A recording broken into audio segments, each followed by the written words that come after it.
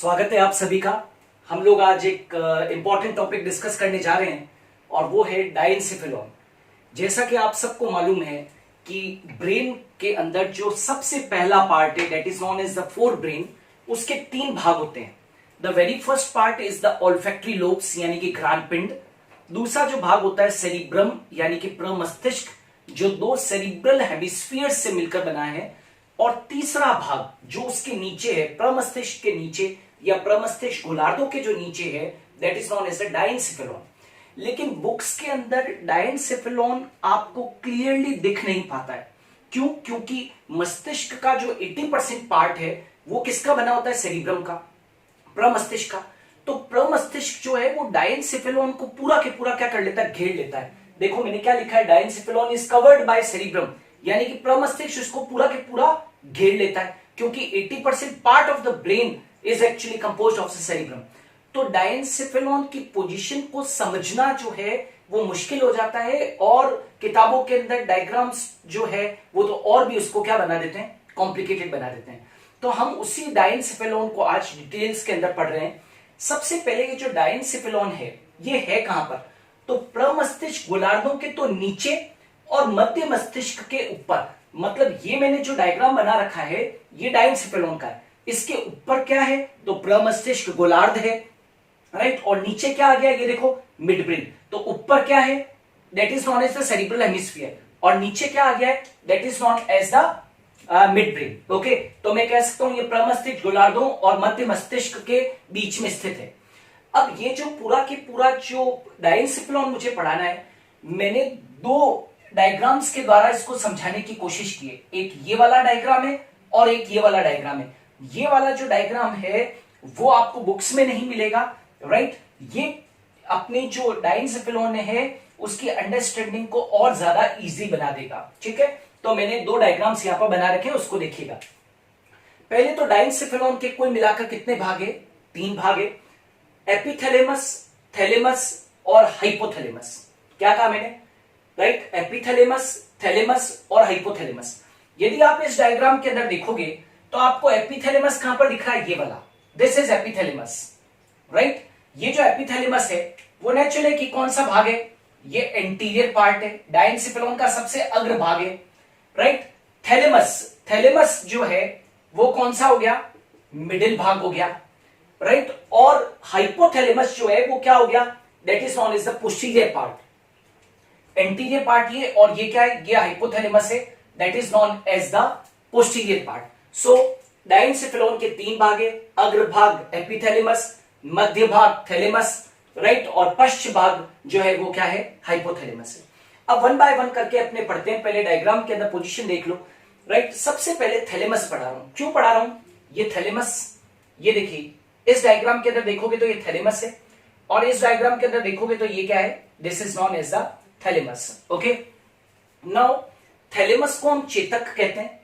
ये धूसर द्रव्य से बना एक अंडाकार आकृति का पिंड है। देखो मैंने एक अंडाकार आकृति बनाई है, यहां पर एग शेप्ड स्ट्रक्चर है। तो ये धूसर द्रव्य, धूसर द्रव्य तो सब जानते हैं ना, ग्रे मैटर। ये ग्रे मैटर से बना हुआ एक अंडाकार आकृति का एक पिंड है। क्लियर है? ये धूसर द्रव्य से बना अंडाकार आकृति का एक पिंड है। और ध्यान रखो कि डायेनसेफेलॉन के अंदर जो ये तीनों भाग है, एपिथैलेमस, थैलेमस और हाइपोथैलेमस, उसमें से सबसे महत्वपूर्ण भाग कौन है? ये थैलेमस है, क्योंकि ये डायेनसेफेलॉन का 80% भाग बनाता है। आप देख सकते हो बाकी भाग तो कम डेवलप्ड है, लेकिन थैलेमस वाला जो भाग है, ये जो थैलेमस वाला जो मध्य भाग है, ये बहुत ज्यादा क्या डेवलप्ड है। तो it forms 80% part of the diencephalon. ये डायेनसेफेलॉन का 80% भाग बनाता है, ठीक है। And it forms upper lateral walls of diencephalon. ये क्या बनाता है? Upper lateral walls of diencephalon. ये क्या है? ये क्या बनाता है? ऊपरी पार्श्व भित्तियों को बनाता है डायेनसेफेलॉन की। ये डायेनसेफेलॉन है, तो ये डायेनसेफेलॉन की ऊपरी पार्श्व भित्तियों को क्या करता है? ये बनाता है। ये देखो ये ऊपरी, राइट, ऊपरी पार्श्व भित्तियां। क्यों ऊपरी? क्यों का?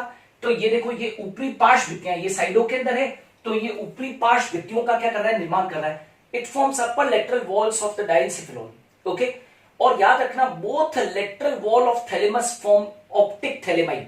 इसकी जो both lateral wall of thalamus मतलब कि थैलेमस की जो पार्श्व भित्तियां हैं ये थैलेमस है, तो इसकी जो पार्श्वभित्तियां है इधर और इधर, आर यू गेटिंग, यानी कि इसकी जो लेटरल वॉल्स है उसके ऊपर क्या स्थित है, ऑप्टिक थैलेमाई। ये देखो ये क्या है, ऑप्टिक थैलेमाई, इज इट क्लियर। तो लेटरल वॉल्स के ऊपर ऑप्टिक थैलेमाई, और यहां पर इस ऑप्टिक थैलेमाई वाले स्थानों से आप ऊपर की तरफ देखोगे तो ऑप्टिक नर्व फॉर्म्स ऑप्टिक काइस्मा। यहां से क्या निकल रहे हैं, ये देखो ऑप्टिक नर्व्स निकल रही है, ये दो निकल रही है ऑप्टिक नर्व्स, क्लियर, द्रव तंत्रिकाएं ऑप्टिक नर्व्स। और ये ऑप्टिक नर्व्स जहां पर क्रॉस करती है, ये ऑप्टिक नर्व्स जहां पर क्या करती है, क्रॉस करती है, वहां पर किसका निर्माण होता है, ऑप्टिक काइस्मा का। तो ये देखो ये यहां पर दो नर्व्स क्रॉस कर रही है, तो यहां पर क्या बन गया है, that is known as the optic chiasma, ये भी ध्यान रखना। अब ये जो थैलेमस है जो कि डायनसेफेलोन का 80% पार्ट बना रहा है, राइट, ये इसका काम क्या है, तो ये प्रसारण केंद्र की तरह काम करता है। It is acting as a relay centre.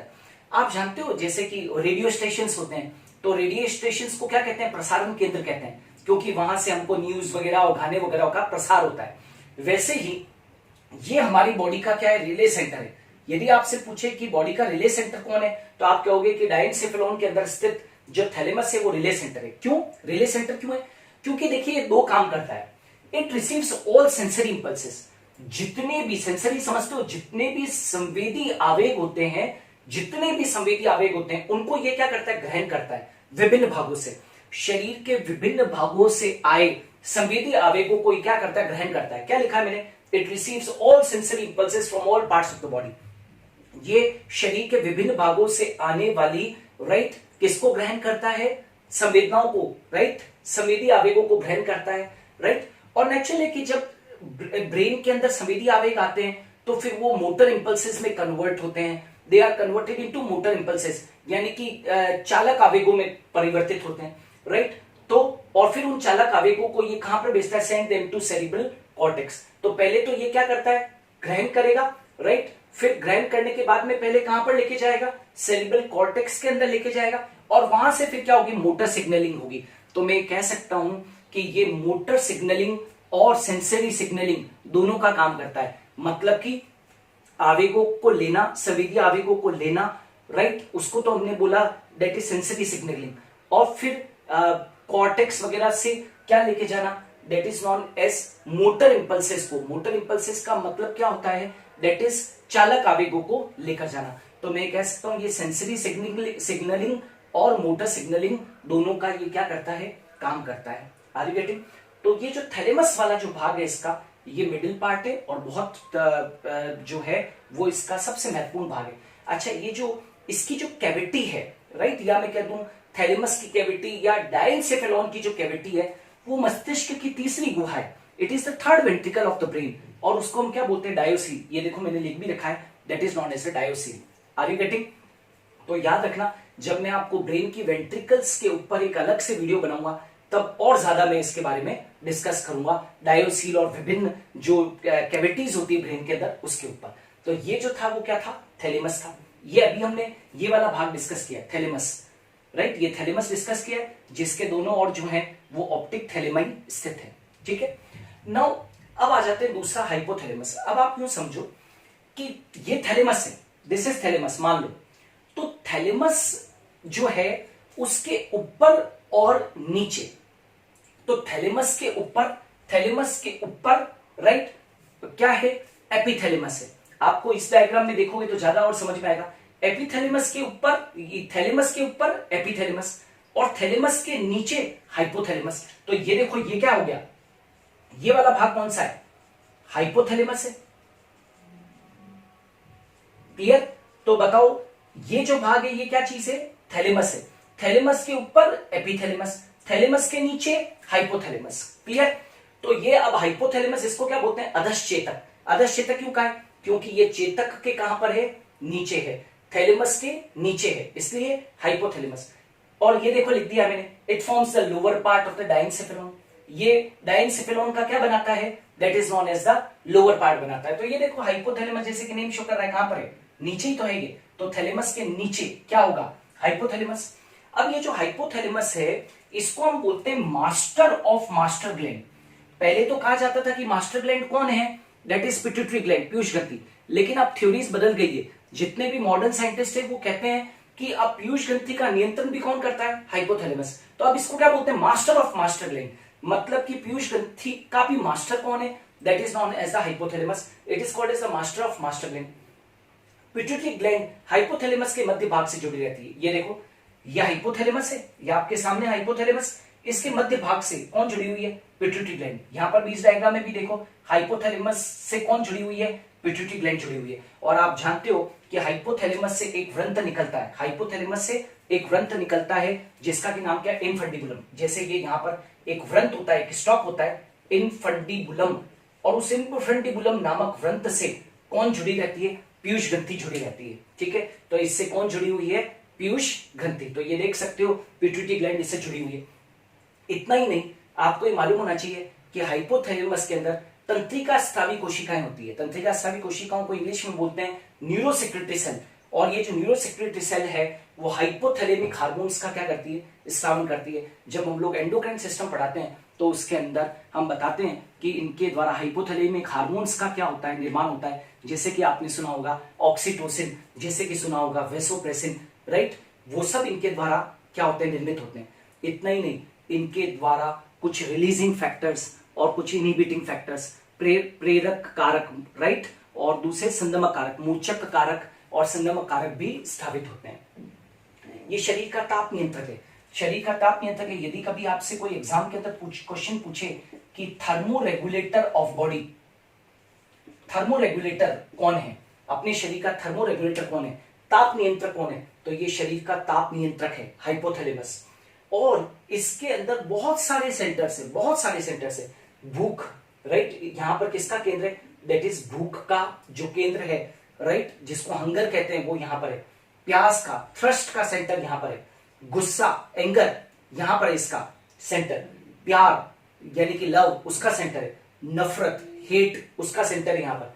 विभिन्न प्रकार के जितने भी इमोशंस होते हैं आपके अंदर, कोई भी किसी भी तरीके का इमोशंस हो, इमोशंस, विभिन्न प्रकार की संवेदनाएं, राइट, लैंगिक व्यवहार, that is sexual behaviour, sexual behaviour, इन सब का जो सेंटर है, राइट, वो भी कहां पर है, हाइपोथैलेमस के अंदर है। और ये कहां पर है, थैलेमस के कहां पर है, नीचे। तो देखो, थैलेमस के नीचे कौन है, हाइपोथैलेमस है। क्लियर, इस डायग्राम के अंदर क्लियरली इंडिकेट हो रहा है। ठीक है, तो ये हाइपोथैलेमस जो है वो बॉडी के लिए बहुत बहुत इंपॉर्टेंट पार्ट है, जो कि डायंसिफेनोन का एक हिस्सा है। और लास्ट में आ जाते हैं एपिथैलेमस। अब जैसा कि नाम दर्शा रहा है, हाइपोथैलेमस, थैलेमस के नीचे, हाइपो मतलब नीचे। अब आ जाओ, थैलेमस के ऊपर कौन है, तो थैलेमस के ऊपर कौन है, तो that is known as the epithalamus है, राइट। तो यूं समझ लो कि डायंसिफेनोन की जो छत है, या जो थैलेमस की जो छत है, वो तो कौन है, दैट इज एपिथैलेमस। और थैलेमस की जो फर्श है वो कौन हो गई, हाइपोथैलेमस। तो मैं केवल ये कहना चाहता हूं, थैलेमस के ऊपर एपिथैलेमस, थैलेमस के ऊपर, ये थैलेमस है तो थैलेमस के ऊपर एपिथैलेमस, थैलेमस के नीचे हाइपोथैलेमस। क्लियर, ये डायंसिफेनोन का रूफ बनाती है। ये रहा, ये देखो मार्क कर रखा है एपिथैलेमस। इस पर इंटीरियर कोरोइड प्लेक्सस उपस्थित होता है। याद रखना, इसके ऊपर क्या उपस्थित होता है, अग्ररक्तक जालक, हिंदी में क्या कहते हैं, अग्ररक्तक जालक। एंटीरियर कोरोइड प्लेक्सस इसके ऊपर क्या है, स्थित है। और ये जो एंटीरियर कोरोइड प्लेक्सस होता है, याद रखना, ये सीएसएफ यानी कि सेरिब्रोस्पाइनल द्रव्य और ब्लड के बीच में पदार्थों का क्या करता है, एक्सचेंज करता है। बहुत सारे पदार्थों का, जैसे कि न्यूट्रिएंट्स का, जैसे कि गैसेस का, जैसे कि एक्सक्रीटरी प्रोडक्ट्स का जो एक्सचेंज होता है, किसके बीच में, सेरिब्रोस्पाइनल द्रव्य और रक्त के बीच में जो आदान प्रदान होता है, वो किसके द्वारा होता है, एंटीरियर कोरोइड प्लेक्सस, अग्ररक्तक जालक, जो कि एपिथैलेमस के ऊपर स्थित है। तो अग्ररक्तक जालक की पोजीशन भी ध्यान रखना कि ये एपिथैलेमस के ऊपर स्थित है। और यहां पर देख सकते हो कि इस डायग्राम में तो यहां पर आपको दिखेगा कि एपिथैलेमस से कौन जुड़ा हुआ है, एपिथैलेमस से कौन जुड़ी हुई है, that is known as a pineal gland या पीनियल बॉडी, राइट। तो एपिथैलेमस से एक स्टॉक निकलता है जिसका की नाम है, राइट, पीनियल स्टॉक। और उस पीनियल स्टॉक से कौन जुड़ी रहती है, पीनियल ग्लैंड। यहां पर भी देख सकते हो, ये एपिथैलेमस है, ये पीनियल स्टॉक है, और ये यहां पर ये जो चीज है, ये कौन सी है, पीनियल ग्लैंड है। तो इस डायग्राम के अंदर आपको स्पष्ट रूप से दिखाई दे रहा है। तो पीनियल ग्लैंड इससे संबंधित होती है। और ये ग्लैंड जो है वो मानवों के अंदर बायोलॉजिकल क्लॉक यानी कि जैविक घड़ी की भांति क्या करती है, काम करती है। और ये जो विभिन्न प्रकार के सिर्केडियन जो हमारे अंदर मूवमेंट होते हैं, राइट, सर्केडियन जो रिदम होती है हमारे बॉडी की, सोने की जागने की जो एक क्लॉक है, उसको निर्धारित करने का जो काम है वो किसका है? इस पीनियल ग्लैंड का है। पीनियल ग्लैंड हुआ, पिट्यूटरी ग्लैंड हुआ, ये हार्मोन वाला जो चैप्टर है उसमें अपने डिस्कस करते हैं, तो उसमें मेरे वीडियोस को आप देख सकते हैं, मैं अपलोड करता रहता हूं, तो उसके अंदर भी आप देख सकते हो पीनियल ग्लैंड के बारे में और किसके बारे में? पिट्यूटरी ग्लैंड के बारे में। तो ये जो था वो क्या था? एपिथैलेमस था। तो मैंने ये दो डायग्राम्स इसलिए बताए कि आपको क्लियर हो जाए कि डायनसेफेलॉन में क्या क्या चीजें हैं। तो क्लियर है, ये डायनसेफेलॉन है, राइट, ये डायनसेफेलॉन है, उसका जो मैक्सिमम भाग है वो किसका बना हुआ है? 80% पार्ट थैलेमस का बना हुआ है। कैविटी क्या है? डायोसिल। कौन सी कैविटी है? Third cavity. इसके नीचे क्या है? हाइपोथैलेमस है। हाइपोथैलेमस से क्या जुड़ा हुआ है? Pituitary gland. थैलेमस के साइडों में क्या है? ऑप्टिक थैलेम है। यहां से क्या निकल रही है? Optic nerves. ऑप्टिक नर्व जहां क्रॉस कर रही है वो क्या है? ऑप्टिक काइज्मा। एपिथैलेमस से क्या क्या चीजें संबंधित है? एंटीरियर कोरोइड प्लेक्सस यानी कि अग्रतक जालक, और एंटीरियर कोरोइड प्लेक्सस के ऊपर या एपिथैलेमस के ऊपर यहां पर क्या है? पीनियल ग्लैंड है। तो ये जो डायग्राम है वो डायनसेफेलॉन को क्या कर रहा है? दर्शा रहा है। मैंने यहां पर आपको थैलेमस और हाइपोथैलेमस और एपिथैलेमस का along with फंक्शन समझाने की कोशिश की है। इन डायग्राम्स को आप देखेंगे तो आपको चीजें जो है वो जल्दी समझ में आएगी। Okay, so thanks a lot for watching me. ये पार्ट 5 था। इससे पहले मैंने 4 पार्ट्स जो है वो नर्वस सिस्टम के और अपलोड कर चुका हूं मैं, उनको भी जरूर देखिएगा। और आने वाले दिनों के अंदर जो नर्वस सिस्टम के और भी वीडियोस हैं उनको भी मैं कोशिश करूंगा कि जल्द से जल्द लेकर आऊं। Thanks a lot. इस वीडियो की जो स्लाइड है मैंने आखिरी में डाल दी है, तो उसको आप देख लीजिए और नोट्स मेंटेन कर लीजिए। Thank you.